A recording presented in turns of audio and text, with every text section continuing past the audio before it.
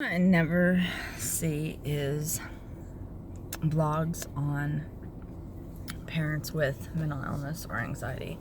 And maybe it's because obviously it would be super hard to do that. But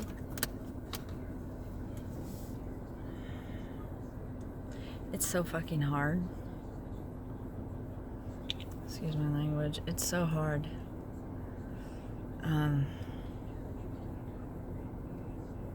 Because it's like you're aware of how not normal you are. You're aware that what you're thinking or what you're feeling is irrational or stupid or, not good or whatever. But there is a limited ability of control you have over it. And, I've tried to tell myself sometimes that, if I love my kids enough, I would push through it. Or if I, really wanted this, I could do this or do that, And I'm not going to lie, sometimes that works. But for the majority of the time, it doesn't. And so, for example, I don't do last minute plans very well. I don't do change and last minute stuff very well. Well, parenting, honestly, is all about last minute changes. You know what I mean? It's like, what in raising a kid is not last minute? I mean, everything is subject to change at any given time. That's a no-brainer. You can try to have, and you can have structure and routines to a certain degree, but especially when you have more than one child, it's just not going to happen. Like, there's just always going to be unexpected things that come up. How I have managed to raise 5 children so far, I don't know.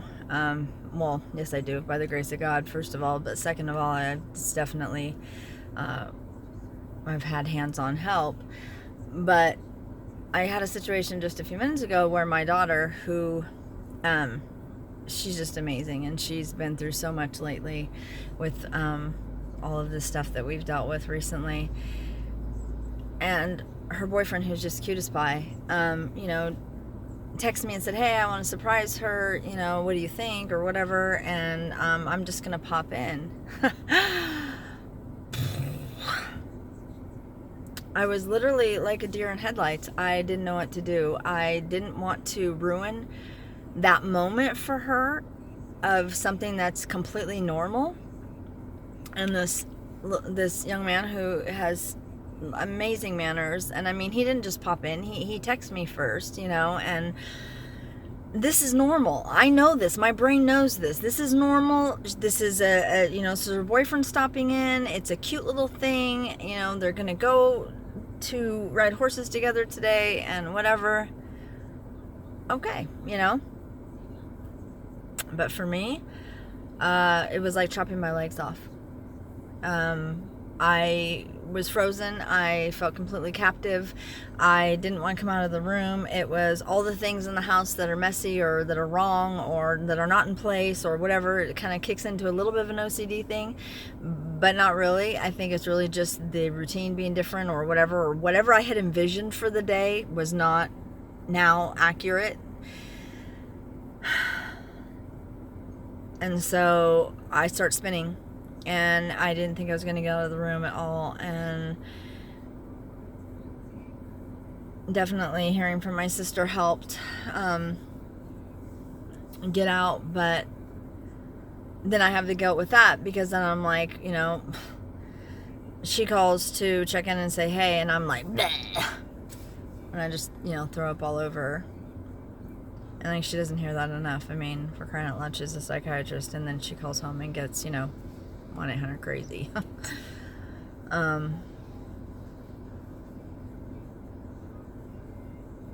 It's just, I almost said it's so crazy. So basically what happened is I wound up sitting like a frozen deer in headlights for a few minutes, not really even knowing how to process it or whatever, feeling like a trapped rat, freaking out, all these things, just fire. I mean, it was just red alerts and just panic and terror and all these other things. This is a teenage boy coming over for a few minutes or whatever. Wasn't a big deal. But for a minute, it was the end of the world for me. And that's the truth of the matter. And I finally had to literally just like shut down and like run through it. Like, you know, kind of like when you're like jumping into a cold pool or something. Like I had to just and just get out the door. And once I was out the door, I was okay. But I couldn't even say goodbye to my daughter. I couldn't tell her what I was doing. I couldn't do anything. And I was in such a rush to get out the door. And I was coming to get my youngest at homeschool where she goes to these classes. I was in such a rush that I actually wound up being a half an hour early. And I'm never early to anything. I want to be a half an hour early to get her. But it was a blessing in disguise because now I have the opportunity to vlog, which I didn't think I would have today. And truth be told, an hour ago, I didn't even think, well, I didn't have the desire to vlog. I didn't have the motivation to do anything really but bury my head. There's such a emotional wrestling tournament that happens continuously throughout the day. And I think that God gives me like this sight sometimes to be able to see what's normal and what's not normal to some degree so that I can kind of share my story and help others. But I think that sometimes I mean, because it just doesn't make sense. Like, how can, you know, somebody that is so mentally handicapped be able to sit here and talk about, you know, okay, well, I know this is normal, but this is how I was feeling, and da-da-da-da, you know. But it's true. I can. In those moments, I can't see it. But after I break out of the situation, I can. I still have the anxiety. I still have all the things because the routine has changed, and now, you know, it's different because of the, you know, I got here too early for Ashley, and, you know, I'm waiting for her to get out now and whatever. So everything feels off and like whatever, but you know, Lori realized I was gone, and she texted me to say she was sorry or something. And one thing that I do that is probably not appropriate, but I wind up explaining too much to my kids. Like, I wind up telling them too much truth often. And instead of just saying, oh, you know, it's fine, da da da, you know, I texted her and I said, you know, gosh, she texted me and I wanted things to be normal and good for you, and I'm really sorry, but I didn't know how to handle it, and so I left. But I'll be back and I'll take you to the barn. And she will text back something like, you know, it's okay, Mom, like, you're the best mom ever, or whatever. And that broke my heart because she's such a good kid, you know. It's like,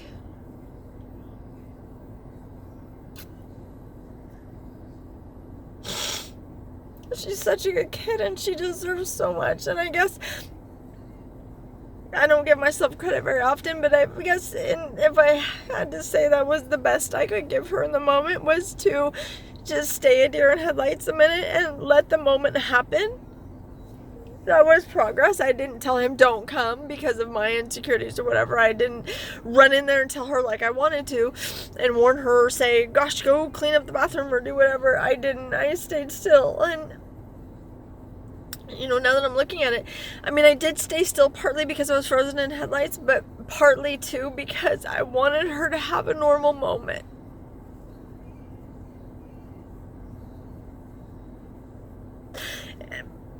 But my point in all this is that, you know, having a mom with mental illness, with anxiety, with trauma, with all of the things that I suffer with, it's not easy. I mean, it's not easy for the parent, but it sure as hell isn't easy for the kids either, because, you know, here she is she had to have a sense of what was going on with me. She didn't know that I left, but she had to have known I was in my room feeling like a trapped rat, because she knew that he wasn't supposed to be there, quote unquote, but then he just showed up, and she knows what that does to me. And my heart breaks for that, because it's like, that's just something a kid shouldn't worry about, you know? But her heart is so good that she reached out and she texted me, "I'm sorry," you know? And it was like, and I don't know if it was right or wrong that I texted her back and told her, you know, I wanted her to have that, and then I'm sorry that I feel like I'm broken or whatever, that I had to leave. That's probably too much to say, but I wanted her to understand that, you know, I wasn't mad, I wasn't upset he was there. I just, with my limitations, I couldn't deal with it at the moment, and so I had to break away for a minute.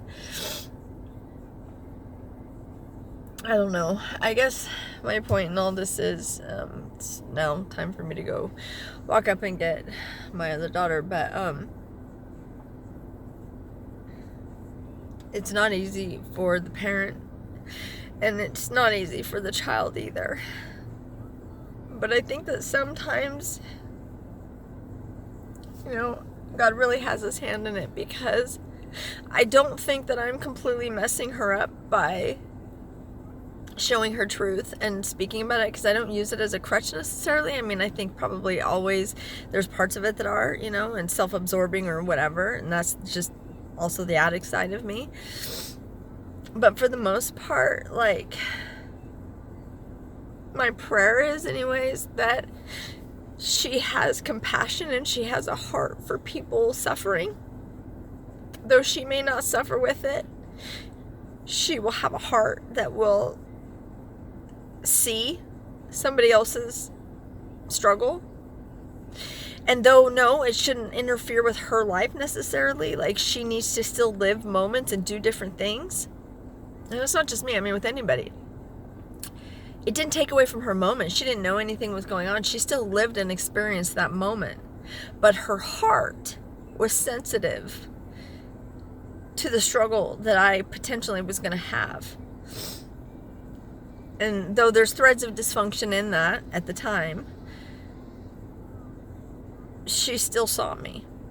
She still saw somebody else that was affected by whatever. As ridiculous as it may be, as whatever.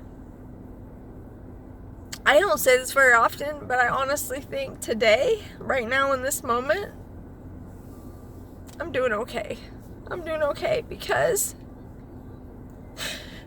you know, what makes a mistake, what turns a mistake into a lesson,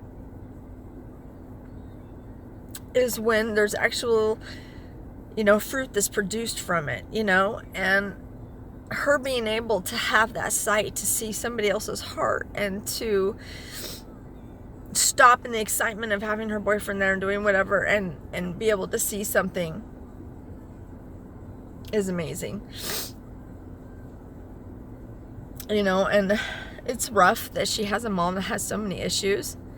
And this is like minimal, minor scale on what my issues are, but the fact that she sees that and cared enough to reach out and say something, and that it mattered, and that she also understood and came back with a positive thing and all of that, it's like, her heart is good. Her heart is good. And I haven't fucked her up beyond the beyond, like, I beat myself up with and tell myself that I have. So that's amazing. It's weird to say that, but that's amazing. Okay, I gotta go.